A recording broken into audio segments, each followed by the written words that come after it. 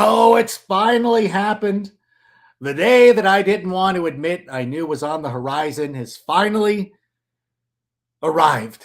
Allen Robinson, no longer a member of the Chicago Bears. He is signed with the Los Angeles Rams, so much so, the Rams wasted no time in putting the photos up on Instagram and Facebook and Twitter. Like, look at, we just broke up with Allen Robinson. You don't have to rush to social media, start posting his photos of you two together all over the place. And that's exactly what the Rams did. And it's breaking my heart. And I thought I was prepared for it. I thought I was going to be okay. I've been saying all along, I don't care if the Bears cannot re-sign Allen Robinson. I just want him to be happy. I want him to flourish. And now that it's happened, I don't want any of those things. I want him to be miserable in a Bears uniform, suffering with us. No, I'm just kidding. Very happy for Allen Robinson. I don't think that listen, it's a great situation for him to land in. Number one, even though the Rams are the defending Super Bowl champions, we haven't learned to hate them yet. They still seem very likable. Sean McVay, likable guy. Wes Snead, likable. Like, you like these people. Matt Stafford, could never hate him. He played for the Lions, never hated him. So I think it's great. And I want Allen Robinson to enjoy this season. And then in the future, once the Bears get their stuff together, we're coming for you, but enjoy it right now. And as a matter of fact, right now, Sammy, let's start the show. Turn up your volume. Because you're about to listen to The Sick Podcast with Adam Ray. Trying to cut it back. Justin Fields making magic happen. There goes Fields. Touchdown. The sickest Chicago Bears and fantasy football podcast. Sports entertainment like no other. It's gonna be sick. It's Tuesday night. You know what that means. It is time for Take It to the Rank. And the last time that we were with you, George Bayless and I were here with the Sick Podcast on Thursday morning. I was getting ready to go play PGA West, and a lot has happened since that time. As a matter of fact, while we were doing that show, we had talked, and I ain't even joked, like, hey, once we're done, something momentous is going to happen. Now, we figured it might be Allen Robinson. Perhaps we would sign somebody, which didn't happen. But a great thing happened. Davante Adams was traded by the Green Bay Packers. And you know what? I think that you can look at it, and it's a savvy business move, and perhaps the Packers shouldn't be paying all this money for a guy who's possibly on the wrong side of 30. I get all of that. But to me, it just shows you what I've been saying all along is that nobody wants to play with Aaron Rodgers. Nobody. Who's the big free agent? Who is the big free agent who is signed with the Green Bay Packers? Tom Brady goes to Tampa Bay. Everybody's knocking down the door to go play with him. Aaron Rodgers has been in Green Bay for a millennium, and his top receiver's like, yeah, I want to get out of here. Please let me go to Las Vegas. And I love Derek Carr and everything, but, Aaron Rodgers, some consider the best quarterback in the game. And Davante Adams could not wait to get out of there. And what I cannot wait for right now is to bring in our first guest. He's a repeat guest. He's from the Draft Network. Let's bring in Bryan Perez if we could. Bryan, how are you? Thank you so much for being one of the privileged few to be a return guest. I know, by the way, that George Berlissimo thought that he was the first return. I think it was Draft Dr. Phil who was the first one. But listen, that's for another day. How are you doing this evening? Thank you so much for being here. Well, it is an honor to be back again. Obviously, I'm in elite company with Draft Dr. Phil and Berlissimo. I'm glad to be the third member of that trifecta. I'm thrilled to be back, Adam, and it's a good day in the NFC North, even though Aaron Rodgers is back. The Robin to his Batman is gone, so at least we get a small win there. Yeah, he went to go be Nightwing in Las Vegas. They're gonna get it. They'll find another one. Dick Grayson's gone. Here comes Tim Drake. It doesn't matter. What do we make of it, though? From a football perspective, I know that Aaron Rodgers has done a great job of getting the most out of a lot of receivers. but it significantly impacts them for this coming season, right? I mean, it certainly does, at least on paper and most likely in production in the box score. But if we look at the history of the Green Bay Packers and their passing game, if we go all the way back to Brett Favre, the one consistent variable in these explosive offenses has always been the quarterback. I mean, Brett Favre went from Sterling Sharp to Antonio Freeman and Robert Brooks. He made these guys superstars. And we've even seen that with Aaron Rodgers, who had Donald Driver at one point, and Jordy Nelson was the Davante Adams before Davante Adams, and then Davante Adams becomes that guy. So the question really, in my opinion, is who's next in Green Bay? I think it's a foregone conclusion that Aaron Rodgers is going to turn someone like Allen Lazard into your next 1,300-yard, 12-touchdown guy, and suddenly Lazard is going to be considered one of the best in the league. I'm just saying that as an example. When you have a Hall of Fame quarterback, it's like when Peyton Manning was with the Colts and even the Broncos, every receiver suddenly moves up a tier or two because of that quarterback. So we'll see. I'm really interested to see, the chicken versus the egg theory, right? Was it Davante Adams who made Aaron Rodgers have these back-to-back MVP seasons? Or are we going to see the real Davante Adams out in LA with Derek Carr throwing him the ball? So it's going to be interesting to see how this plays out on both sides. I like the Freudian slip of saying that the Raiders are LA, because a lot of people would contend that the Raiders are still the number one team in Los Angeles, despite the fact that the Rams had just won the Super Bowl. It's absolutely the truth. Make no mistake about it. And honestly, Las Vegas is kind of an LA suburb. So I get it. Like I always joke, I say the same thing. We have 3 LA teams, including the Raiders. I mean, number one, approaching this from a fantasy perspective, I will absolutely overdraft Allen Lazard for that very reason. When you start to look at the receivers over the course, and you forgot like Greg Jennings was in that mix, James Jones, who's not only a colleague of mine, I would consider James Jones a friend of mine. I really would. And I've told him to his face, I tell him, I always say this stuff to his face. I go, you are the most annoying person. Like there was just something about you. I hated the fact that you wore a hoodie and you were so good. You had 14 touchdowns one season. I swear to you, 8 of them came against the Bears. Always killed us. So I have no doubt about it. They'll draft and the Packers draft pretty well outside of Jordan Love, which was their one true mistake over the last number of years. I know everybody misses on some, draft pick, so you can't expect 100% accuracy. They will draft they have to draft a wide receiver in the first round. That player will probably be decent. And I think we're going to be there at the end of next year being like, I hate whomever their top receiver is, but it's just inevitable that they're going to find a great receiver. But I do think that Davante Adams was something special and somebody who was a little bit different. Oh, there's no doubt about it. I mean, you don't produce at that level, regardless of who your quarterback is. I mean, Davante Adams, it wasn't like he was just a beneficiary of perfectly thrown footballs every time. He's an elite route runner. He's a great contested catch receiver, a great, rack guy. So he clearly had a lot to do with the level of success he enjoyed. But it's, you can't ignore history. You can't ignore the fact that these quarterbacks in Green Bay, Greg Jennings is a great example that I forgot about. These guys always find a way to make their receivers level up once they get their chance. And, we've seen a lot of those guys go other places outside of Green Bay and not produce nearly on that level. So it's going to be interesting to see if Adams can kind of break that trend. Yeah, it's very true. I think that Jennings was okay. I do. But again, it is annoying. Like you want to be like, oh, they've drafted all these great. James Jones played pretty well for the Raiders too. All their guys, like Jordy played for the Raiders, right? Like that, like all their guys just go to the Raiders. I don't know what it is. They're like, yeah, we got to get out of here. We're going to go play for the Raiders. Somebody's going to step up. But I think for us, I think it's always fun to poke at the optics. Like this does not look great. Like when you're number one guy, and now it comes out where you're like, hey, we wanted to pay him more. We wanted to give him more than the Raiders did. The guy just wanted to leave. And it leads me to believe a couple of things. Number one, nobody wants to play with Rodgers, as I said. Like, listen, that's the truth. And number two, like maybe there is a sense that even though Aaron Rodgers signed for a number of years, maybe he doesn't want to play very long. And maybe Davante Adams realized, like, look, I can't lock myself into 4 years if I think that Rodgers is going to bounce after 2 or even 1 year.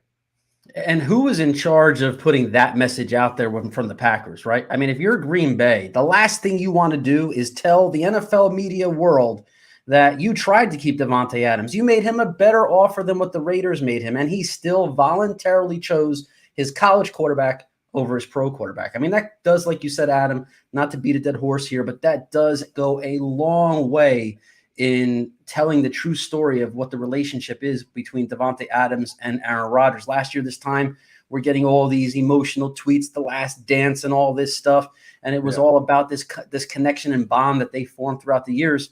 It didn't have to be The Last Dance, right? Davante Adams had an opportunity. If we believe the Packers for what they're telling us, Davante Adams had a chance to make just as much, if not more money than he's making with the Raiders, stick with his guy, Aaron Rodgers, run it back again in Green Bay, and he voluntarily chose to leave. You trust the person by their actions, not their words. And Davante Adams told us the whole story with his actions between his relationship with Aaron Rodgers.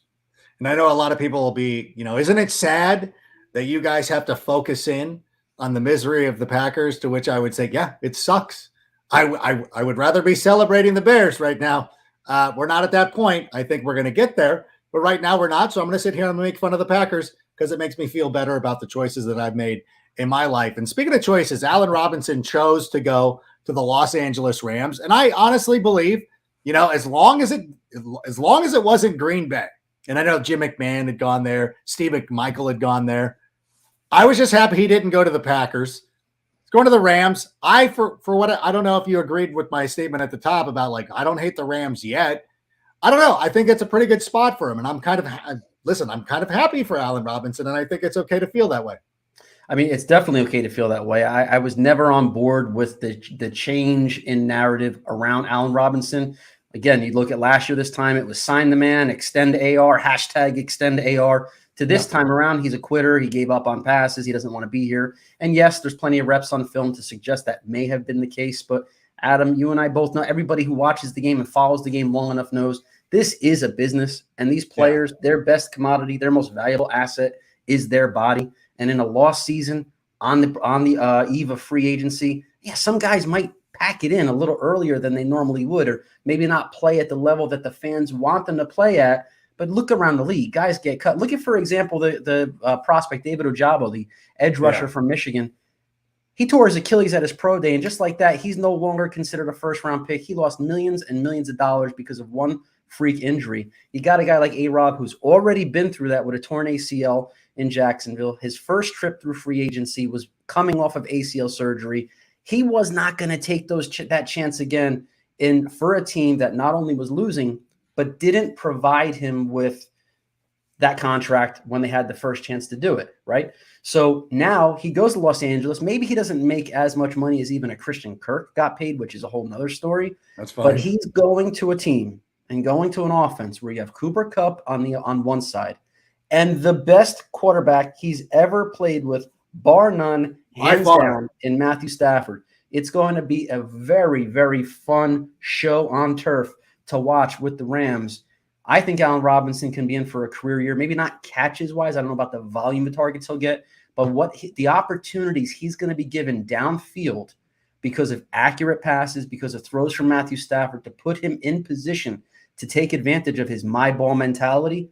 The best is yet to come from Allen Robinson, and unfortunately for Bears fans, this is kind of what I've hinted at on Twitter. You kind of only realize what you have when it's gone. And that's what's going to happen with Allen Robinson, especially when you look at the Bears wide receiver depth chart right now. We're all getting excited about Byron Pringle. I'm excited about Byron. I like Byron Pringle. But we're talking about Byron Pringle, right? Yeah. We had Allen Robinson, who is now going to be one of the top targets for Matthew Stafford. So it's unfortunate that it deteriorated this way. I was a little nervous, Adam, that he was going to end up in Detroit. I thought that was going to be his way. It's his hometown, his way of coming back at the Bears. Fortunately, it didn't end up that way. Like you said, there's no reason to hate the Rams. Now maybe there's a little extra reason to cheer for him with A-Rob out there.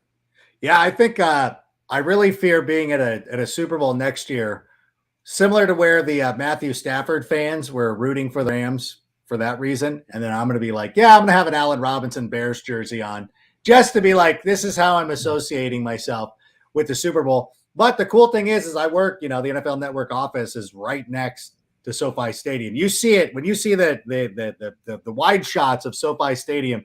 You see our NFL Network offices there. I'm going to take an opportunity and make sure that I get like as many credentials as possible. Go down early on those games on Sunday. Go watch Allen Robinson warm up. We'll hang out, and I'll, I think we're still cool. I think him and I, he knows how I feel. I think, just judging by social media and everything, I'm like, okay, we can still be cool. Like, I'm happy for him. Like, it's go do your thing. Not going to be upset about it. And I'm glad that you went to the Rams. I'm glad you didn't go to Detroit. That would have been the worst. That would have been a bigger slap in the face than Green Bay, because Green Bay, you could have actually kind of feared, like, you know what? He's going to a winning organization. He's chasing a ring. Why not? He's getting close to 30. Go do what you got to do. Go get that ship. Go do what's necessary. Detroit would have been like, really? Like a team worse than the Bears you went to? Like, that would have been a little bit, even though he's from Detroit, it still would not have been cool. Like, I don't know. I actually would have probably hated that more than anything. So I'm glad he's in Los Angeles. I can root for him. I'll draft him on my fantasy team, like I said. And, he's going to have a bounce back. When you look at Bobby Woods, his production, you're like, just imagine Allen Robinson doing that. Like, I think Robinson's a better player. I just think that it's going to be easy for that to translate over. And with Cooper Kupp drawing a lot of attention, 100%. You look at and OBJ's not coming back, at least not immediately. So there's a lot of good stuff. What about, speaking of the Packers and players leaving, the Za'Darius Smith going to the Minnesota Vikings? I think that's low key kind of a good move for them. I'm like, I don't think that we should have been in on him, but I'm like, that kind of sucks. Like, he's a good player. I don't like him going to Minnesota. What did you think of that move? Look, I think anytime you can take away a pass rusher who, strictly from a Bears perspective, right now, as we kind of enter this second and third wave of free agency and into the NFL draft cycle, has there really been enough of an upgrade on the offensive line to feel good about when you play against the Packers and some of their pass rushers? Now, it's still in the NFC North, and we still got the same problem, right? If it's coming from the Minnesota Vikings. But I feel like the Vikings are further away from being a deep playoff team. I think the Bears and Vikings are a little closer than maybe the Bears and Packers. So if you take a key defensive starter away from Green Bay, it kind of brings them back to the pack, even if in a way it does tick up the Vikings just a smidge. Anytime the Packers can lose assets, starting assets, and just quality players on either side of the ball, it is a win. And like you talked about earlier, Adam, it's kind of odd that Bears fans celebrate the losses for the Packers, but this is what rivalries are, right? I mean, you find not only can you win on the field, but you can also win off the field. And the Bears haven't gotten many wins on the field. We're getting a few dubs here off the field over the last couple of weeks. And the Packers were certainly in all Bears fans' mentions when Chicago traded Khalil Mack. So it's kind of just like karma coming right back at them now. And so, yes, seeing a guy like Smith leave Green Bay, again, it's a win. It's a win for Bears fans, even if we now have to face him in Minnesota. It's so amazing because Packer fans like to ask the rhetorical question, like, why are you so obsessed with Green Bay? Why are you so obsessed with Aaron Rodgers and all this stuff? And the moment that Allen Robinson goes to Los Angeles, Khalil Mack goes to Los Angeles, there you are in the mentions. Of course. Bukowski, like, who's that D-bag, that Bukowski guy or whoever he is? I don't even know. I know what you're talking about. But he's all like, he tweets more about the Bears than anybody. And it's like, bro, your team is good.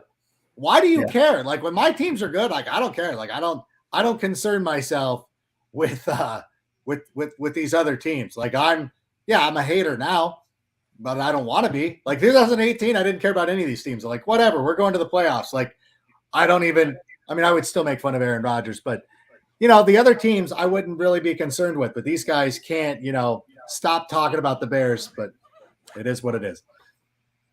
All right. Hey, we got what? Go ahead. No, go ahead. No, please. You had a point. I was going to say, you mentioned a certain Packers media personality who loves to get aggressive on Twitter. That same personality, if you go back and listen to his comments about Aaron Rodgers during the Packers loss, oh man, it's just sweet music to Bears fans' ears for him to have to go back now after Rodgers signed that massive contract extension, because he thought Rodgers was done. So let's let everything out now, right? Every anti-Rodgers sentiment you can come up with, let it all out. and the old adage, the toothpaste is out of the tube. You can't put it back in. Nope. Watching him backtrack those comments is a beautiful thing. Oh, you can't walk it back, Peter. Is that his first name? I don't know. I know that there's guys that we like. Yeah, just make no mistake. We're not talking about Tom Grassi. We're not talking about Aaron Nagler or anybody like that. We're talking about Peter Boo, whatever. He knows who he is. You know who we're talking about. But we got some questions that are going to start rolling in right now. And Sammy, what do we have? Oh, my gosh. Sorry, we didn't mean to wake you. Wait. A-Rob has officially made me hate the Rams. Everyone wants to run to LA so they can win a Super Bowl. Shaking my head. What's wrong with that? Like that's what you should do. That is one of the goals of being a very good team, is that big name players will take less money to go sign with you. And perhaps you're thinking like the Lakers did this, the Dodgers are doing this now. The Rams probably and the Chargers, without winning, are kind of following suit. Again, I am not at the point where I hate the Rams. The thing that I hate the Rams for the most is drafting Aaron Donald. That is the one. That is the one thing. Still hurt, man. So inexcusable. I remember I was at Radio City Music Hall. I was working the red carpet. We did a thing with Style Girlfriend Megan Collins, and this is back when the draft was at Radio City Music Hall. I love that venue. So even though I was done, I'm like, I want to hang out. Like, it's a great storied tradition of a venue. It's the draft. Megan and I were sitting there, and I go, oh, the Bears are up in 2 picks. I want to see what happened. And when the Rams took Aaron Donald, it was so shocking, so out of the blue. Because remember, the Rams had Chris Long, Bobby Quinn. They did not have a need on the defensive line. Like, my gum fell out of my mouth. I was just, I couldn't help myself. Like, just, I scared poor Megan, who I'm like, I'm so sorry. She's a huge fan of football, so she understood. But I'm like, she's like, who is this player? I'm like, this Aaron Donald guy is phenomenal. Like, he shouldn't have even been available. It was one of the worst. I just knew in the moment, like, this is one of the worst things that could have happened to us. And it was. Where were you when that happened? Probably on my hands and knees praying Aaron Donald would get 2 more picks to the Chicago. 1 more pick. It was one pick. It was one away. And we ended up with Kyle Fuller, who, turned into good player. Good cornerback. But I remember that draft cycle being so infatuated with Aaron Donald's skill set and all the mock drafts around that time. Every single one of them. He was a Bear. He was a Chicago Bear. It was going to happen, and it was falling exactly that way. Bears had a need. He fit the system. He was going to be the guy. So when the Rams took him, it's just you knew what that meant. You knew that the guy who was going to be as long as he plays, he's going to be an all-pro every year, generational level talent. You knew that was going to happen just because we've been down this road before as just Bears fans seeming to be snake bitten, right? But that was the guy. I think we all can bond over that. Aaron Donald draft year, the Bears fans who were diehards during that era of the Bears draft cycles, everybody was feeling the same way. It was crazy. Even after the draft, before Aaron Donald played a single game, it's like we were all mourning the fact that we didn't get Aaron Donald, and nobody knew who Aaron Donald was yet, but you kind of knew. So it's crazy how all these years later, that draft year still sticks out. Almost like, this is going to sound insane, right? It's not. But if you had to ask me about a draft year that I remember as the most painful draft year, most analysts would say, oh, it's got to be the Mitch Trubisky year when you passed on Patrick Mahomes, right? Not even close. The first one I would mention is Aaron Donald was 1 pick away. Yeah. I every time. So 100%. For some reason, that one kind of, brings Bears fans together in, for not the greatest reasons, but it's so funny that's what you remember. Outside of the NFC Championship game loss, outside of losing the Super Bowl, I think that's number 3. Like it's not even hyperbole. I remember. I hear you. I agree with you. I remember walking past Kyle Fuller after he was picked, and I had a tie on with Bears colors, and I even saw Kyle Fuller, and I feigned a smile, and I said, "Hey, welcome to Chicago." He was very gracious. He goes, "Thank you." He's elated. It's like, "Thank you," and I'm like, "This sucks." I was just like, "Oh my God, this sucks." And I don't know. And outside of people, Bears Bears draft Knicks and Les Snead, excuse me. Maybe Bears fan forever. Maybe we do hate the Rams. This will help you. This will help you hate. If we need motivation to hate the Rams, maybe we should start hating on them. Maybe I shouldn't be so buddy. Maybe I'll go unfollow them and block them on Twitter. I know I used to work with Les Snead's wife. Okay, wait, he's back. He's like, listen.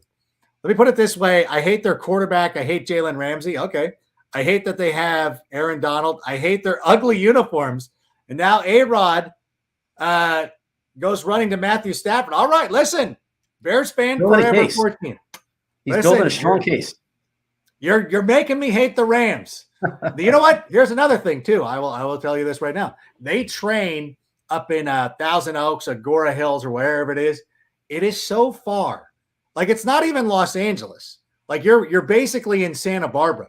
So they're not even training in LA. They're not even like you can't like I won't rub like I have no chance of running into Allen Robinson at the liquor store or at the supermarket or at the Del Taco or anything like that. Like I'll never see him. He's gonna be like in like 3 other area codes away. Like at least here where I live right now, I'm actually very close to the chart. I might run into Khalil Mack. I might be at Miguel's Jr. in the drive-through. Khalil Mack could be in the car right behind me. Like we're that close, at least for a couple of years till they move to El Segundo.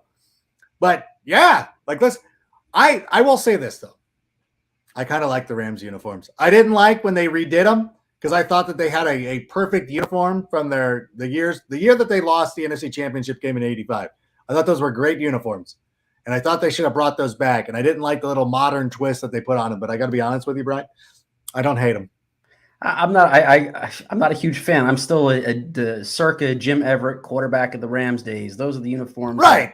Yeah, that's the Rams. Those are the Rams. Maybe that's the old head in me talking, but those are the Rams. Those are classic because you watch the highlights from the '85 NFC Championship game. Oh, amazing. And the glorious uniforms that they're losing. Because like the Bears uniform is obviously the best. Yeah. It was a perfect compliment to that Rams uniform at that time too. So it made perfect sense. So all right, Bears fan forever 14. You're starting to win me over. Starting to like you're Palpatine right now. I'm Anakin at that opera. I'm not quite convinced yet, but I'm starting to see your point. I'm starting to come around. So I don't know. You can get Padme to turn on me or something. I might be in. So who knows? If Allen Robinson unfollows me, then I will be all in. So don't try to get him to unfollow me, please.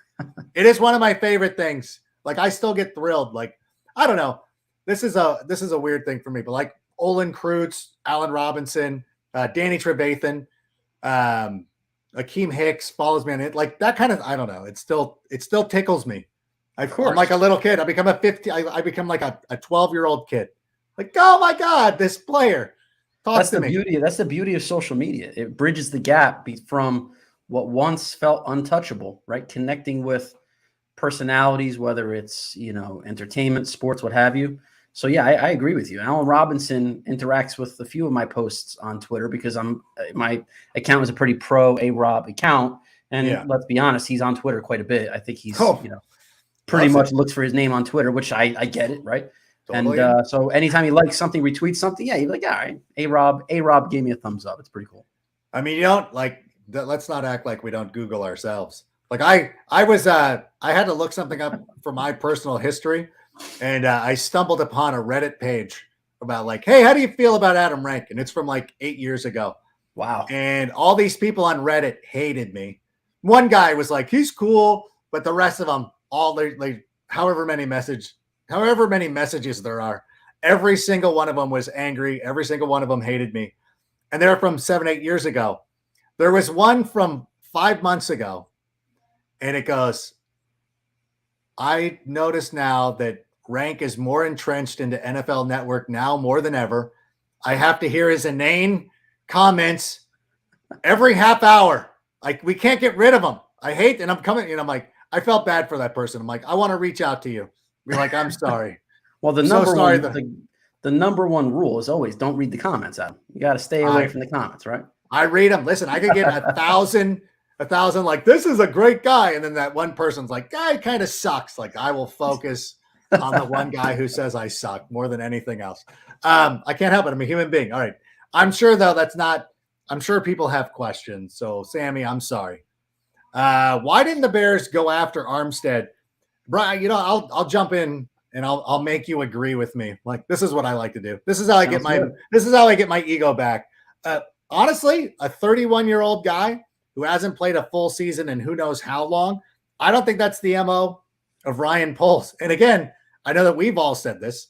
We said it on this show. We've said it on our social media feeds. It's like Ryan Poles told us he's not signing old dudes. Like, it's just not going to happen. And he's following up on his word. And you know what? I kind of applaud him for it.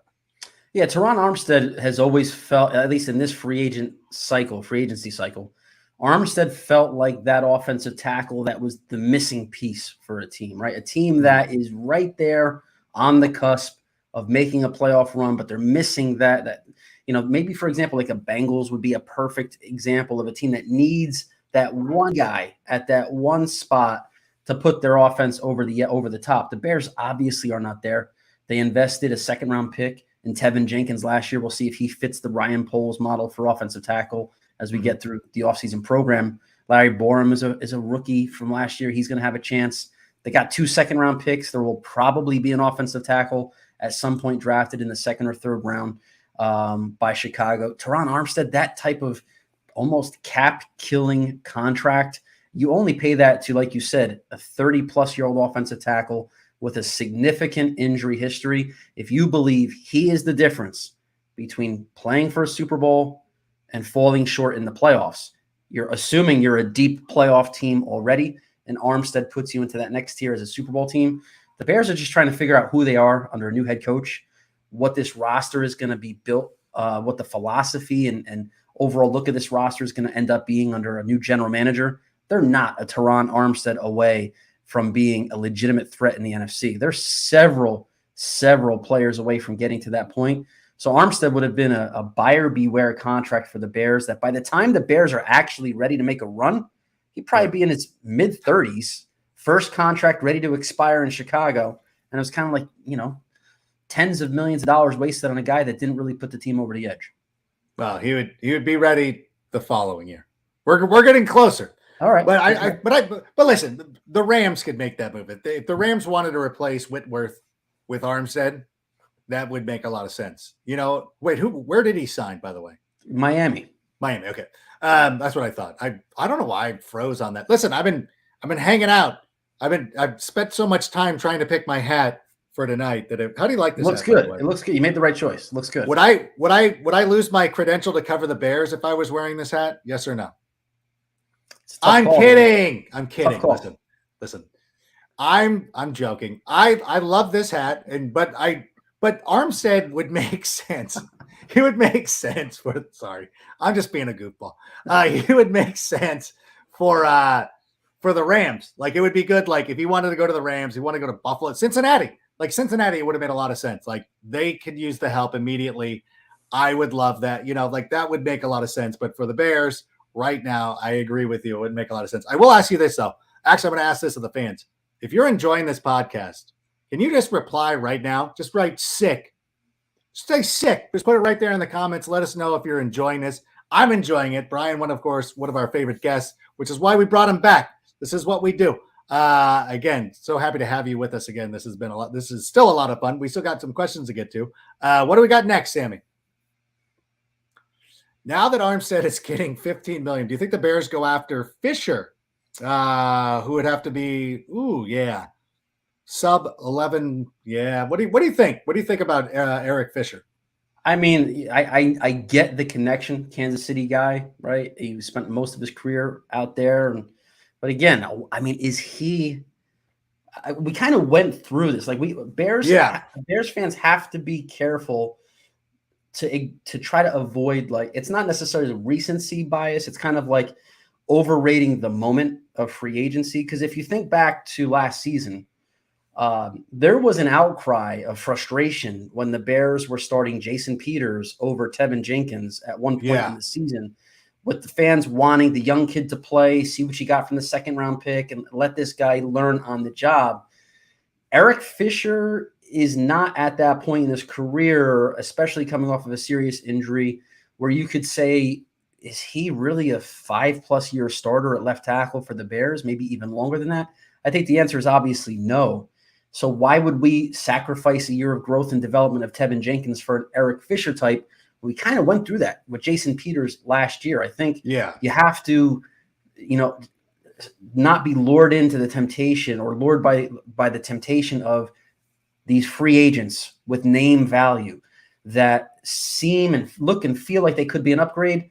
But just like 9 weeks ago or 10 weeks ago, whatever the last game of the season was, we were all clamoring for Tevin Jenkins to get starters reps. He didn't suddenly become a bad left tackle or right tackle or a guy who shouldn't get a chance to start or who Eric Fisher is a huge upgrade over.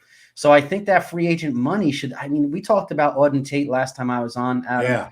I still listen, I saw you mention him on a tweet. I felt so proud. Like, yes. The dream is still alive. We're still doing this. The dream is still alive. The money that you'd spend on an Eric Fisher, distribute that, a couple of 1 year deals for some of these free agent wide receivers who clearly are looking for a gig at this point, and they're going to probably be bargain basement values. And those are the guys that they play on a 1 year deal. They're hungry. You flip that into a 3 or 4 year deal, 12, 13 weeks into the season. So I don't think the Bears are going to go, deep diving or dumpster diving for a left tackle at this point. I think the best odds we're going to see is a rookie be added in that second or third round.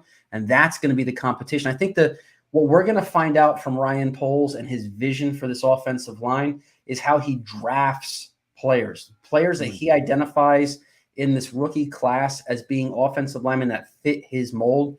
So, for example, if he ends up drafting an offensive tackle in the third round or second round, like a Bernard Raymond from Central Michigan, who's a converted tight end, an athlete, all right, like Brian Poles wants the leaner, athletic guys to play offensive line. If you see him draft a guy like that in the second round, Tevin Jenkins doesn't fit his profile as a starting left tackle because he's not the lightest of foot guy. Yeah, he's a top heavy mauler, that big bear at left tackle. So no pun intended. So if Ryan Poles goes in a different direction with the players he drafts, the profile of player that he drafts, I think then you could start questioning what we're going to see the future of Tevin Jenkins and even Larry Borom, who's another big lumbering guy, what his future ends up in Chicago. But to be able to suggest that a guy like Jenkins or Borom don't have that long-term value because they sign maybe an Eric Fisher, I just don't see that fitting. Ryan Poles has not given any breadcrumbs yet to suggest that. He signed Byron Pringle. Yeah. Right? What we still don't know what that means, right? In terms of who Ryan Poles is saying is his guy. Byron Pringle's a 28-year-old guy, came into the league at 25, 6'1", 203 from Kansas State, had some issues in his background, which is why he's a little bit of an older rookie when he came in. Ran a 4.46. He's tall, he's got size, can make plays after the catch. He runs really fast. But does that mean that he's a player that Ryan Poles is going to say trumps the need of a wide receiver in the second round? I hope not, but we still don't know. Ryan Poles is so new on the job and has done so little in free agency to give us any clues that I just don't see Eric Fisher fitting the Ryan Poles that we've seen up to this point. No, it makes complete sense. And I think that they have to fill out a roster. And it feels like Darnell Mooney is entrenched at least as the number 2 guy. Pringle comes in as a 3 or a 4. They're just building out a receivers room right now, and you just need that kind of depth. You need somebody who's going to be familiar with the system. It's good they didn't chase after MVS or anybody like that. And they're just kind of, slow playing this a little bit. Just like, okay, just kind of plodding along, and they look at the second and third round as where we're going to start picking our guys. I do want to ask you though, we did see this batted about on social media. It feels like Larry Borom could be, I don't know if we're trying to read too much into everything, but do you feel like, I'm getting the sense from some people that they act like Larry Borom's on his way out the door. I'm not getting that sense. I'm getting the sense of you need to come in and earn your job more than anything else. What do you make of that, of what we've heard so far? Yeah, I think the only thing we really know, because Ryan Poles hasn't said much, right? Yeah. What he has said up to this point about his offensive linemen is essentially that he wants them to be lean and good athletes. And that doesn't describe Larry Borom, right? Yeah. So I think if you just kind of connect the dots here, which is what a lot of the fans and media are doing, if Ryan Poles is telling us the truth of what he values from an offensive lineman perspective, and Larry Borom is almost the opposite of that profile, is it logical to say that Larry Borom is going to have an uphill battle to kind of regain that potential right tackle of the future gig? Probably. But here's the bottom line. We could say this till we're blue in the face. Larry Borum's going to be the right tackle till they get someone better. I mean, who is the right? If it's not Larry Borom, then who? And to me, when I'm evaluating the Bears roster or any of these decisions that are being made, like now we have an answer at center, right? When we came into the free agent period, the theory was, all right, well, Sam Mustipher is not going to be the starting center in 2022. So then you have to answer the question of then who is it at some point, right? And free agency gave us that with Patrick Lucas signed from the Packers. He confirmed he's going to be the center. He's going to play center. Yeah. He's going to start at center for the Bears. Box checked.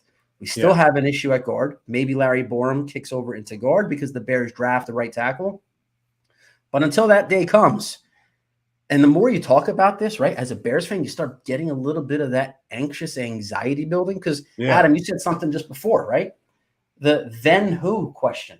All right, Darnell Mooney, you described him as a good number 2. Byron Pringle, 3 or 4. We don't even have a number 1 wide receiver in that list, right? Like, who's the number 1, right? Yeah. And if Byron Pringle's the big free agent signing and we're talking about him as a 3-4, there's a lot of holes that still need to be filled at a lot of different places, whether is Larry Borom the right tackle or someone else who's going to replace James Daniels at guard. We got the center question answered. He signed a 3-4/5 receiver in Equanimous St. John. There's a lot of then who's that we have no idea what the answer is. And until that answer is provided in some transaction, Larry Borom's the right tackle. Yeah. Like there's just no other option. And then we all get impatient and we're like, why aren't you doing anything? And you're like, well, this is the problem that Ryan Pace got us into. Yeah, I'm a huge culprit of that, right? I mean, I tell myself every year, I don't want the Bears to sign Marcus Wheaton or Deion Sims or Antrell Roll or any of the long list of Ryan Pace free agent failures that we have seen through the years. And then that first 2 hours of free agency opens and the Bears, maybe Larry Ogunjobi was a exception, but when you don't have that move come, you start feeling like that FOMO, right? That you're missing out on this wave of talented players that could make your team better. Because look, everybody that's in the comments section right now, Bears fans who live and die by the results on Sunday afternoons. You wake up in the morning fired up for Bears games. You go to bed thinking about the Bears game you watched. You want good players to cheer for, right? You want to have a team that you feel like every Sunday has a chance to win the game. And free agency is a little period of the football calendar where you can add a guy or 2 or even 3 that gives you hope that those Sundays are going to result in wins. And we have learned a lot through the years that hope is often fool's gold and doesn't work out. But who cares? At some point, who cares? It gives you, in the moment, you feel really good about how your team looks on paper. And when they don't sign anyone, there's that void. And that void is really hard to fill with anything but frustration and anger and rage at the general manager. And then we get into the draft season and you get players to the draft. And then you get into training camp and you start realizing everything's going to be okay. You didn't need that Christian Kirk contract. Don't need it. And then next year, this time, Bears fans will be laughing at the teams that overpaid and are cutting the guys that we're seeing get signed right now. It's the cycle of football life. The cycle of football life. Great way to put that. Let's go to another question, though, if we have a chance. Oh, okay. Oh, Bears Forever 14, our guy or girl. We don't know. What's your favorite part of the offseason? I love the draft because I love seeing new Bears being drafted. I think there is something satisfactory with the draft process and seeing players that you've kind of self-scouted yourself. I know you do great work at the Draft Network, so you're far into the weeds, way more than I am. I do know. I agree. I love the draft season. I remember a couple of years ago, if I can toot my own horn for a second, Brian, is I not only predicted how great Justin Jefferson was going to be, it was so insanely accurate Like I take victory laps out. I've got a screen grab that I drop on Instagram when I have to. Now, mind you, I did not think that Justin Herbert was going to be a great NFL quarterback. So everything always balances out. For everything good, there's something where you're like, okay, but I was wrong about Justin Herbert. But I love that kind of stuff. And when you see, and when it comes to the Bears, I remember being very excited when David Montgomery was drafted. I remember I had actually, because I had worked the first night and I was off on that Friday. And funny enough, it was Draft Dr. Phil who texted me. I was at Costco with my kids and he's like, hey, Pace traded up for David Montgomery. Beside myself. So I think that part of the excitement for the draft is finding a guy that you like, your team drafts, and then he becomes a good player. I don't think anything beats that. I 100% agree. And, the time that for Bears fans in recent history, draft season is like our Super Bowl season, right? It's because nobody loses on draft day. Never. Generally speaking, there's always going to be fanfare and excitement around the player you draft. And it's that very powerful emotion that I talked about before, which is hope. Every draft pick represents a chance that he is going to be the Tom Brady of his position. Because you never know. Like, you really never know who is going to be the next great one. It could be a 5th round pick, undersized receiver from Tulane, right? Darnell Mooney, who is a guy that when he was drafted, I said, oh man, 170-pound receivers, they never make it. He won't even make it to a second contract. That was my response. Now, watching him develop into a pros pro at the position, you never know who's going to be great. And there's also the part of it too, Adam, right? Like, you see your background, all the Bears gear, you're committed, you're all in. My background, this is a club, right? This is like almost like nobody's met each other in most instances, but this is like a family, right? When you cheer for the same team. And when the Bears draft a player in the 2nd round, 1st round, 5th round, you're welcoming a new member to the club. There's excitement anytime you have a new ally, a new person you're going to go to virtual battle with. So that excitement, the player that he could be the next great one, he could be the beacon of hope for the franchise. And if nothing else, it's a new running back that you get to see in preseason. It's a new quarterback throwing passes, a new guy catching touchdown passes. It's fun. The visuals are fun. And again, we haven't won a Super Bowl in a long time. So the closest we can get to that right now is winning draft weekend, and every player gets us one step closer to that. And I remember Cole Kmet being a huge Bears fan. And so when he was drafted, going through, the whole process, you kind of can commiserate with him. You're like, I can only imagine what it would be like to not only be drafted in the NFL, but the team that you grew up rooting for. You played for Notre Dame. It was in essence, the local college drafting you, all that great stuff. So a lot of that, all that kicks into it. I will say this though, too. It also really, I know that I was talking about being wrong about Herbert.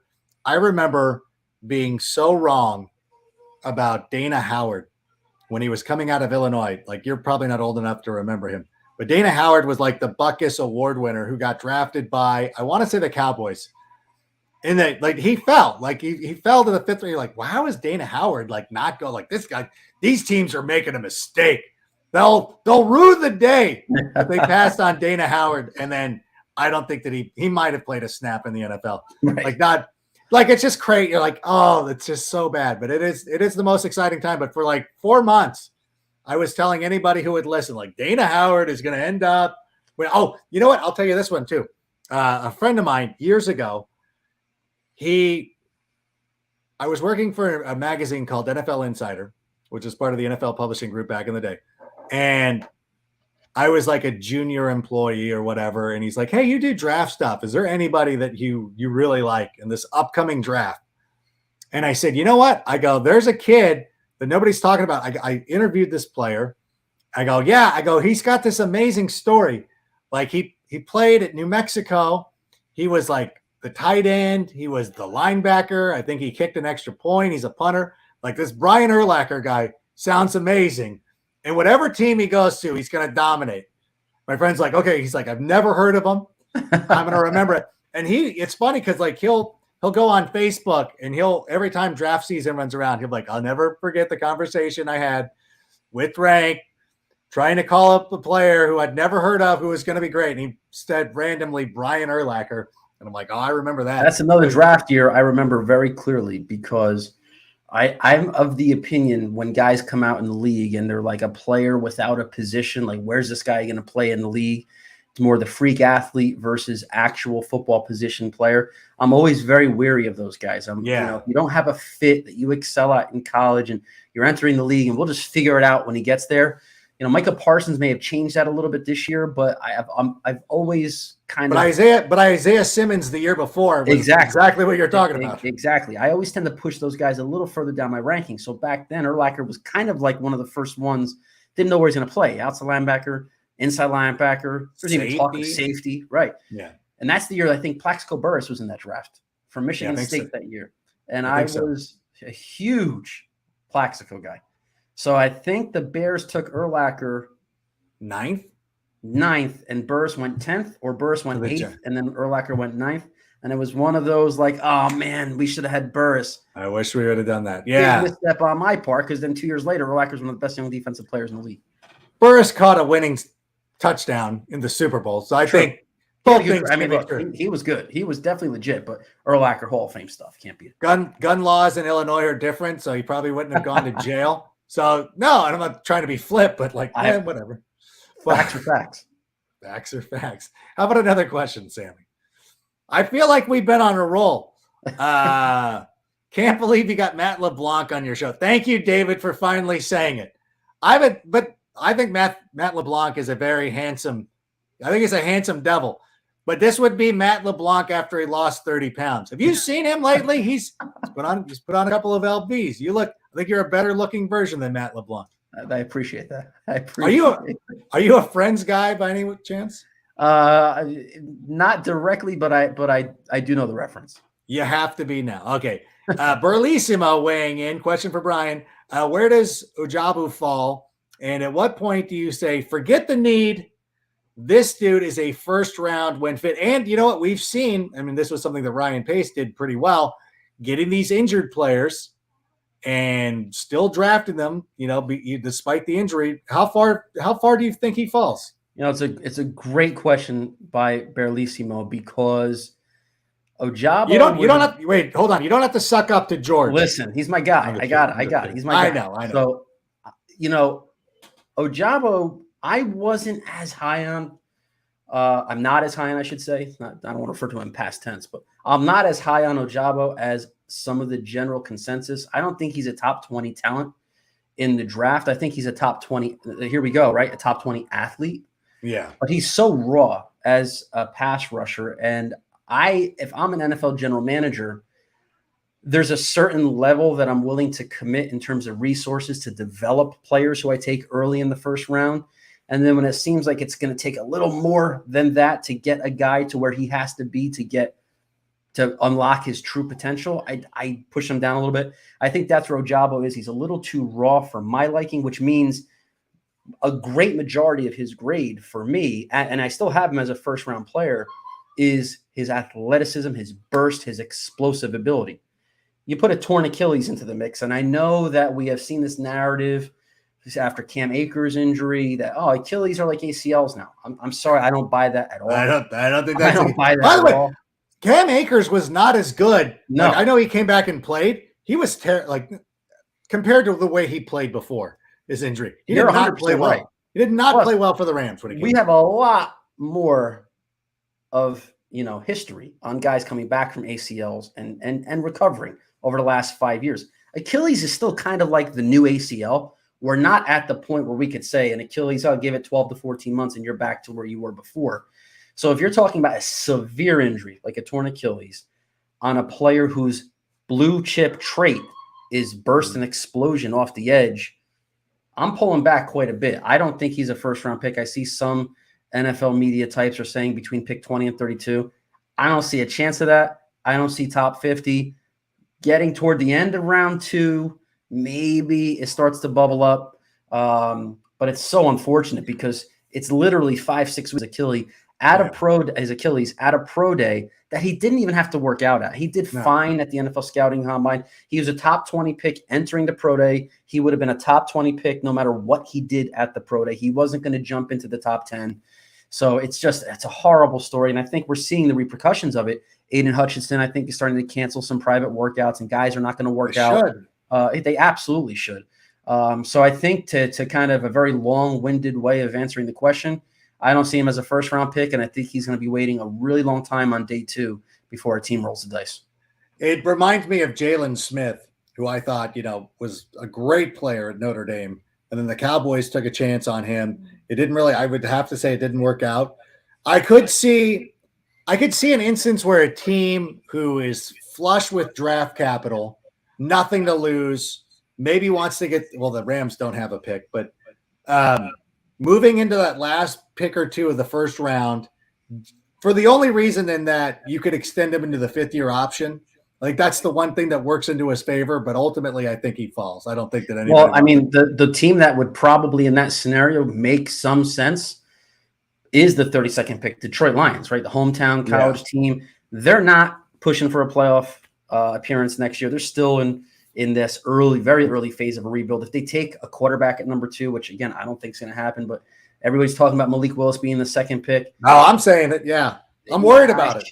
I don't see it. I don't see that happening. They're not gonna. This could be a heavy investment in the future of the Lions in the first round. A quarterback who's not ready in year 1, an edge rusher who's not ready in year 1, but almost like getting 2 bonus first rounders in 2023 if both of these guys hit and actually end up starting for them.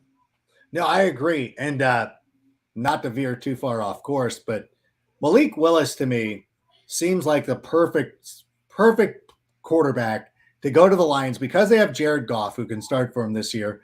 And you know what? I think a lot of people don't understand because they see like, well, this guy played at Liberty. You're like, no. He was recruited to Auburn. He went to Auburn. Okay. Like it's kind of a Joe Flacco type thing. Like Joe Flacco did not just he wasn't, under recruited and ended up at Delaware. Like these guys were recruited. Yeah. He just had to go get playing time somewhere that probably worked out in his favor. Instead of sitting the bench at Auburn, you're better off going to Liberty and playing. I think he's got some talent, and I think as long as you don't need him to start, I don't think that it would be any worse. Like Trey Lance went 3rd overall last year. I don't think that Malik Willis is far behind him if he is at all. So I don't know how your evaluation is on him, but you don't like him. It's okay. I don't want to say that because then I'm on the record, and that's the worst place to be when you give a draft. You don't have to be. Listen, you don't have to be on the record. But what I will say is this: you can like other players ahead of him, and not. It doesn't mean that you don't like them. Like you can. Pearl Jam and Nirvana. See, I know I can use this example with you because you've heard of both these bands. Like Pearl Jam and Nirvana, you can be like, I like both of them, but I like Pearl Jam more. That doesn't mean I think Nirvana sucks. I just like Pearl Jam more. Totally get it. Trey Lance, great example. I wasn't high on him last year.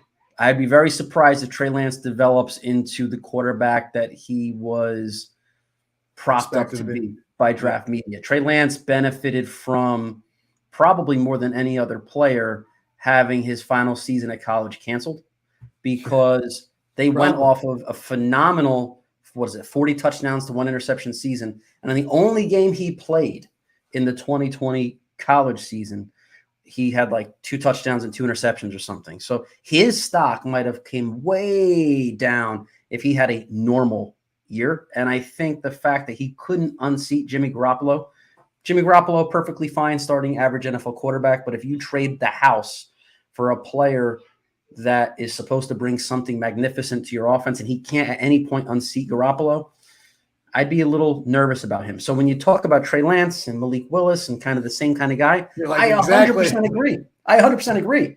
They are very similar. Malik Willis to me, but not the good way. Home run if you take him in the 2nd round. I would take Malik Willis in the 2nd round 10 times out of 10. But to have him come into the NFL with the pressure of being a first-round quarterback, and if the Lions actually take him at number 2 overall, the pressure that is attached to that level of a pick. I saw him down at the Senior Bowl. I was there. I watched him up close. I paid very close attention to him because, having made several trips around the sun during draft season in my tenure. I knew what was coming with Malik Willis. I knew that he was going to be the guy that by this time in the process, we've seen it a couple of years ago, Tom Savage, when, a month before the NFL draft, the Pittsburgh starting quarterback was suddenly in the mix to be the number 1 overall pick. He ended up being a 4th-round pick. We saw it with Nathan Peterman from Syracuse, who was supposed to be, he could be the number 1 pick overall. That's true. He washed out of the league. Now you have Malik Willis, who he is a first-round quarterback. He's going to get picked in the first round because of traits. And that's the most dangerous thing a team can do when picking a franchise quarterback is pick a guy solely on traits. And Malik Willis on tape is erratic, inconsistent, cannon of an arm, doesn't always hit his intended target. And even as a runner, very good, above average. We have to stop saying he's a Lamar Jackson type or even a Josh Allen type or any of these guys that can be like legitimate game changers with his legs. Very good runner. I don't see him any better than Justin Fields as a runner. And when Justin Fields was coming out as a prospect, his ability to run was viewed as a plus part of his scouting report. But he wasn't like Lamar Jackson. He wasn't this guy who's going to be the most dynamic dual threat quarterback in the league. So what happens, in my opinion, when you have a quarterback like Malik Willis, who is very traitsy, when you have some big voices in draft media who really attach themselves to a player, they'll start pushing up a part of the game that's an obvious positive. Yeah. And the parts of the game that are somewhat negative come down and out of sight, out of mind. Look at the athlete. Look at the plays he makes with his legs. Just ignore the fact that that pass sailed 15 yards over the wide receiver's head. I saw somebody in from ESPN, I think they're maybe the Panthers writer. He wrote something about after Malik Willis threw that 65-yard strike in his pro day. We all saw that video today on Twitter, 100%. All around social media, which, by the way, Zach Wilson made that throw last year. Justin Fields made that throw last year. Mac Jones made that throw last year. Insert quarterback at their pro day here. It's a scripted workout. These guys drop these dimes left and right. Kenny Pickett made some very similar throws, maybe not 65 yards on the move, whatever. But these guys, I don't remember Kyle Bowler throwing the ball 55 yards through the uprights from his knees at his pro day, which was the big thing, right? So you got to put all that stuff out of your mind. But this ESPN writer said, wow, there were shades of Cam Newton on that response, maybe just the energetic personality. There's a little bit of Cam Newton in that. Cam Newton was 6'5". Yeah. A completely different player, a completely different athlete, a completely different type of quarterback than Malik Willis. But this is where we are. This is the boredom, the paralysis by analysis part of draft season. If Malik Willis goes 2nd overall to the Lions, I'll be a very happy Bears fan. All right, good. I was getting worried. Okay, good. You've talked me off the ledge. I was getting worried about it. And by the way, we know why they compared him to Cam Newton. Like, I know why you're it doesn't matter. You could be. There's reasons, and I'll just say there's reasons why. All right. Do we have any more, Sammy? What do we have? I know we talked a lot, but I feel like we answered a lot of your questions. I thought we've been crushing it so far. But let's go with DJ Profit here for a moment. He's asking us, if we were building a franchise, would you prioritize left tackle or wide receiver for your young quarterback? Personally, I would go with the left tackle. I think that's the most important thing. Unless we're talking about Jamar Chase over Penei Sewell, I would have gone with Jamar Chase. But I think everything being equal, I think it's probably better to have the left tackle. How do you feel, Brian? I agree. First of all, supply versus demand. It's much harder to find a franchise left tackle than a wide receiver one. There's just so many wide receivers that can make plays these days. And it's number two, what good is a wide receiver who's wide open down the field if the quarterback's on his back? So you have to have the left tackle. You have to have the quarterback. Then you got to protect the quarterback. Then you have to have weapons for the quarterback. So that would be the order I would go into. Yeah. By the way, the Bengals had been signing guys and it drafted people. It made sense to go with Jamar Chase. All right. Is there another question, Sammy? I don't want to leave anybody out in case there was. Who's the best Bears GM since Super Bowl 20? I think we got to go back to the Lovie Smith days. What is it? Phil Emery? Was he the? I think that's. Am I thinking of that correctly? There's also Jerry Angelo back in the day. Jerry Angelo, yeah, he was good. He traded for Jay Cutler, so you got to give him credit for that. Wait, do I? No, they've done well. Like they're like, I don't know. Like I know that people want to pretend that the Bears have been miserable since Super Bowl 20, but the 2000s were very good to us. And when Lovie Smith took over and went up again, he was 4-2 during Brett Favre's last 6 games.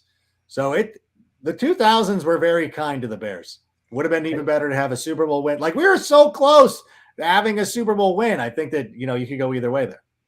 I agree. And, that's when you bring up Lovie Smith, that still burns me up. I feel like he's a coach that never got the respect he deserves. I mean, maybe this is, looking at it in hindsight and obviously seeing how things worked out after he was fired. But Lovie Smith, to me, man, that guy deserved a few more years on the job. The Bears haven't been as good, as consistent, as reliable of a football team since he left. And that goes a long way to him as a coach. I think that was a good era, a good run. Jerry Angelo, had his misses, right? But every general manager, in my opinion, is going to always be remembered by their biggest quarterback move. Mm-hmm. And Jerry Angelo was the guy. I believe Jerry Angelo traded for Jay Cutler. I believe he was the one. I think that's correct. Unless somebody will correct us in the comments if we aren't. But so making that move felt like it was a trade that heard the Bears fans' cries for something better. And I respect the aggressiveness to actually go out on a limb and get a guy. Because, if we look back, Jay Cutler was going into year 3, I think, at that point. Yeah. Universally recognized as one of the most talented quarterbacks in the NFL, had a falling out in Denver. And the Bears another Bears moment you never forget. My wife was pregnant with our first baby at the time. I'm on a golf course with a buddy of mine, and he looks at his phone. He's like, "Oh, the Bears just traded for Jay Cutler." It was insane. I had a reaction that the people on the golf course probably thought, like, I just found out I got to get off the golf course because my wife was in labor. Like, It was an absolute feeling of euphoria that, assuming it was Jerry Angelo at the time, I will always thank him for that one moment as a Bears fan, even though it didn't work out the way we all had hoped it would, because Jay Cutler, his tenure was, depending who you ask, maybe unsatisfying, but it was still, it was the closest the Bears came to having the franchise quarterback until now. If I remember correctly, I think that Cutler was traded because I don't think it was a falling out with Shanahan. I think it was McDaniels. Josh McDaniels. Yeah, it was Josh McDaniels. Which is insane to me. They should have never fired Shanahan, first of all. You don't fire a guy who's won back-to-back Super Bowls. That, to me, is always insane. Like, why were you getting rid of Shanahan? That never made sense to me. I think that Shanahan probably should have stuck with Jay Cutler, or he should have stuck with Jay Cutler, number one. Probably shouldn't have drafted Jay Cutler because he probably should have just kept Jake Plummer. A lot of things that Denver did were wrong, but thankfully Denver didn't draft Justin Fields, so maybe it's coming back around for us in our favor. And speaking of that, Adam, really quick, you see what's happening with these teams? The Falcons have to sign Marcus Mariota, and all these teams are doing all these teams that just overthought Justin Fields last year. Let me tell you something. They did. Patrick Surtain, Kyle Pitts, who else am I missing? Like, these can be very good pros. Like, I will tell you, like, somebody, when we were talking about this last year Kyle Pitts is kind of a can't miss prospect. And I was like, okay, let's say, what is Kyle Pitts' biggest upside? Like, if you look at Kyle Pitts, what do you think? Best case scenario, he becomes what? Travis Kelce? Mm-hmm. Let's say he becomes Travis Kelce. Would you rather have Patrick Mahomes or Travis Kelce? Well, exactly. I mean, that is the thing and thankfully these teams weren't thinking in that kind of sense. Like Deion Sanders, the greatest cornerback of all time, did not win Super Bowls until he signed with the 49ers, who had Steve Young, signed with the Cowboys, who had Troy Aikman. You got to have the quarterback, or it doesn't matter. One year after drafting Kyle Pitts, and Marcus Mariota is throwing passes to him. Now, I like Mariota. I think he'll be a fine starter, but what is Kyle Pitts' max upside now? It's not even Travis Kelce. right? Like he's not going to be that kind of player. If in the perfect world, he is Travis Kelce plus probably, right? But in 2023, 2022, you could be entering maybe year one post Matt Ryan with Justin Fields as your starter. Now you're entering quarterback purgatory with Marcus Mariota, hoping to maximize this 4 or 5. By the time Kyle Pitts' true value is maximized, they're going to have to be breaking the bank on a second contract for him. 100%. Although I will say in PPR formats, you'll probably get all the targets and can have like a Mike Thomas-like season where it's like he has 120 receptions, but maybe 1,000 yards, 8 touchdowns. They're not going to win games though, which is like exactly your point. Fantasy, it might work out because there's nobody else. Because Russell Gage is gone. Like everybody's gone. Like he's the only guy who can catch passes. Yep. But in any event, you want to do one more? Let's do one more. Sam, do you have one more? I know. I'm keeping everybody late. My kids are waiting to come back into the house. But I saw the Prodigy's question earlier. By the way, I think the Prodigy's also asking for some hats. We should, the guy who makes these hats, it's Embroidery. It's a company that does not only Bears hats, they do a lot of cool stuff. Find Embroidery on Instagram and all that stuff. Go check out their stuff. Maybe we can work out a deal with him. Maybe he'll come in and provide some hats for us to send out. I don't know. I can't speak for the man, but I know that he's been able to work with me. So check out Embroidery. I follow them on Twitter and on Instagram, so make sure you're checking them out. Great stuff. It's the stuff that Justin Fields wears these hats as well. But his question is, do you foresee a run-heavy scheme or more of an air raid offense? I think Getsy trust Monty and Herbert more than our wide receivers. I think the way that the team's constructed right now, and I think that we saw this last year, like Green Bay had Davante Adams, so they fed Davante Adams a lot of targets, but they also ran the ball an awful lot with Aaron Jones and A.J. Dillon, and I expect both of our running backs to be employed in a similar type of circumstance. How do you see it for the Bears this year? Yeah, I totally agree, Adam, and I'm really excited about David Montgomery this year because much like you, I had David Montgomery as my RB1 over Josh Jacobs the year he came out. So 100%.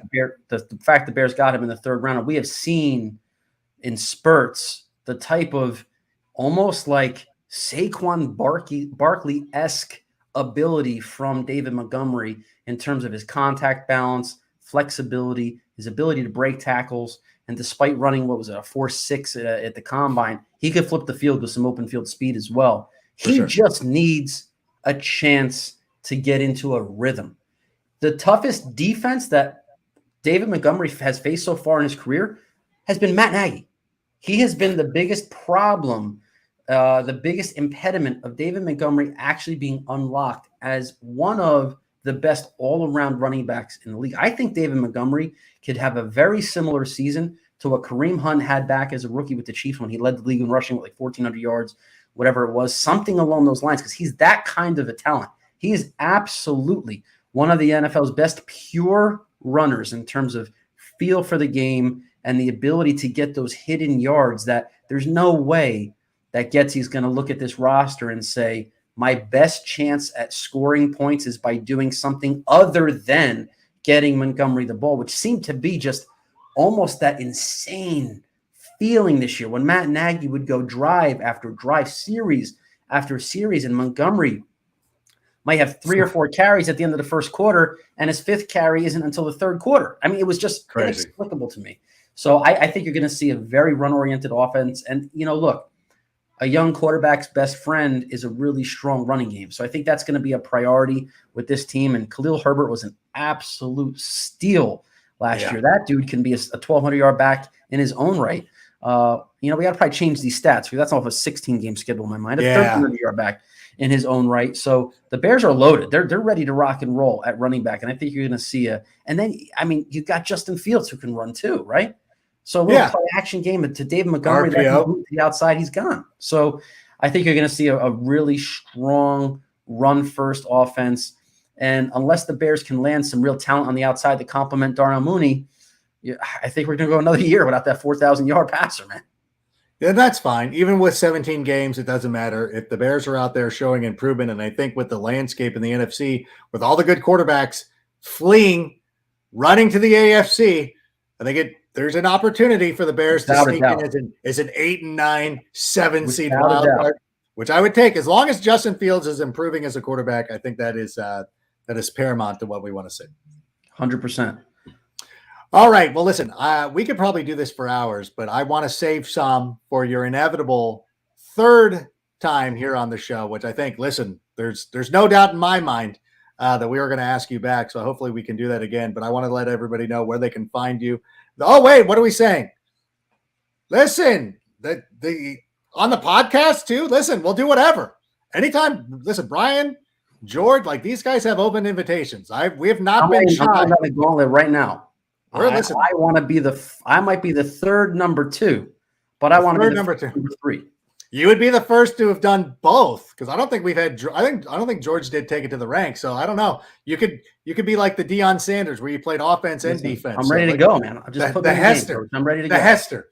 Shouldn't call it the Deion. Call it the Hester. But I do want to thank you. Want everybody to check out the Draft Network.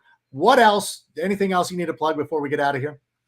Bears fans, follow me on Twitter at Bryan Perez NFL. It's Brian with a Y. And over at the Draft Network, it is a draft-oriented website, but we cover all things NFL, and I'm on the team there to focus on the Bears. So you can find all my Bears content over at thedraftnetwork.com. All right. Well, we sincerely thank you for being our guest here tonight. I know we'll see you again very soon. The great Bryan Perez, there he goes. And to all the Bears fans out there, I know, again, I feel like I'm repeating myself as I say this. Patience. We're 20 minutes into this 4-hour movie. And at some point, we're going to see all the pieces starting to come together. I just want you guys to hang out and preach some patience, or I'm going to preach some patience to you. And I want to remind you, on Thursday, we will be having a great guest. I can't give away who it is yet. We're still working on it. But let me tell you, if we land the guest that I think we're going to get, you are going to want to be here. You're going to be so thrilled. You are going to thank me. But in any event, I thank you for being here tonight. Thanks to everybody who left questions. You all are the best. It is one of the reasons we're able to keep doing this stuff. So thank you so much. Be sure to check out the Draft Network, all our friends over the Tape Never Lies Network, everybody who's churning out Bears content. We're a big family. I know there's a couple of new Bears podcasts starting. Go check everybody out. We're in this together. So until Thursday, bear down. Sammy, play us out. And that's a wrap. Hope you don't miss us too much until next time. Follow the Sick Podcast with Adam Rank on YouTube, Instagram, Facebook, Google Play, and Apple Podcasts.